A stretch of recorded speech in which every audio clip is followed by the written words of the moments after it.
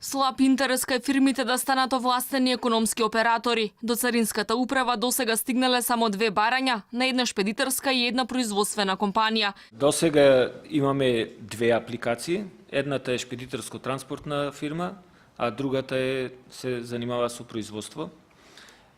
Времето кое е потребно се движи од 30 до 40 дена, до максимум ние имаме дадено рок во уредбата 120 дена, што не мора да значи дека тоа е потребното време. Сето тоа зависи од условите кои ги има исполнето самата компанија за да се здобие со овој статус. Ако некоја фирма стане овластен економски оператор, значително ќе ги намали трошоците, но и времето потребно за увоз, извоз и транзит на производи. Од царината признаваат дека соработката на управата со бизнисот била послаба во изминатиот период, затоа ќе вршат обуки за да ги запознаат фирмите со поволностите што може да ги добијат како економски оператори. Бизнисмените велат дека ова е значајно за фирмите кои долго чекаат на завршување на неопходните царински процедури, особено оние што работат со лесно расиплива стока, како на пример со земјоделски производи. Важноста е тоа што ќе има поедноставени процедури, ќе им се скратува времето на траење и едноставно се воспоставува еден систем на доверба меѓу самите системи дека